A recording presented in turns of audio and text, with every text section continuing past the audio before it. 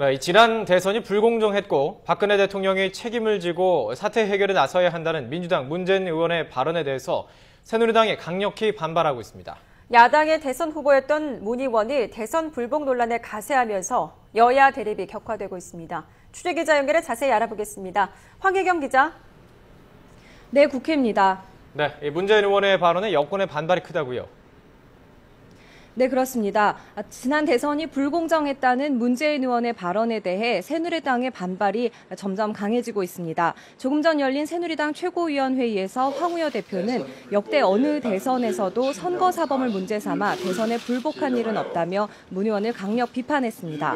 황우여 대표는 민주주의를 무너뜨리는 불신의 독버섯을 경계해야 한다면서 문 의원은 국민 주권의 선택인 대선 결과에 깨끗이 승복하라고 촉구했습니다.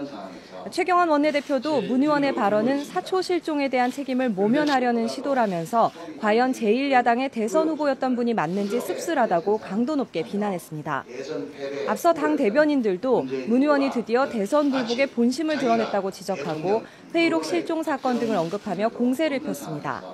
민주주의의 전통을 파괴시키는 지금 문재인 의원이 할 일은 선거 실패의 원인을 남의 탓, 주변의 탓으로 돌리지 말고 본인 부덕의 수치로 생각하며 자숙할 때입니다. 또한 국민들께 전대미문의 사초 폐기 실종에 대해 석고 대죄하고 책임을 지는 모습을 보여줄 때입니다. 반면 민주당은 선거 부정은 대선 불복이라는 등식은 성립하지 않는다는 입장입니다. 공정하지 못했다, 유례를 찾기 어려운 부정선거라며 공세를 강화하면서도 대선 불복이나 선거를 다시 하자는 뜻은 아니다라고 선을 그어 대통령의 결단을 압박하고 있습니다. 김한길 대표는 불법 대선 개입은 전 정권의 책임이라 하더라도 외압과 수사 방해는 현 정권에서 벌어진 일이라면서 박 대통령의 분명한 입장 표명을 요구했습니다. 박근혜 대통령께서는 그야말로 나라가 이렇게 난리 났는데 여전히 침묵하고 계십니다.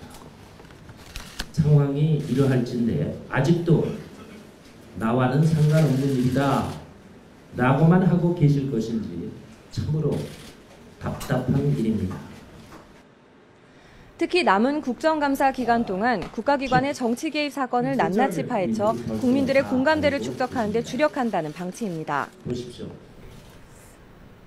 네, 국정감사는 이제 중반을 넘어섰는데 오늘은 어떤 일정들이 있습니까? 네, 국회는 오늘 국민연금공단과 수자원공사에 대한 국정감사를 열어 기초연금과 4대강 문제를 집중 감사합니다. 국회 보건복지위는 국민연금공단을 상대로 기초연금안 수정에 따라 국민연금 가입자가 손해를 본다는 논란과 연금 재원 고갈 문제를 집중적으로 질의할 계획입니다. 또 국토교통위는 4대강 공사를 주관한 수자원공사로부터 공사 입찰 비리 의혹과 현재 공사 진행 상황 등을 보고받고 산자위도 한국석유공사와 가스공사 등 공기업을 상대로 지난 정부의 해외 자원 외교의 부실 여부를 집중 감사할 예정입니다. 이 밖에도 법사위와 정무위 등 12개 상임위원회가 52개 산하단체를 상대로 국정감사를 진행합니다. 지금까지 YTN 황혜경입니다.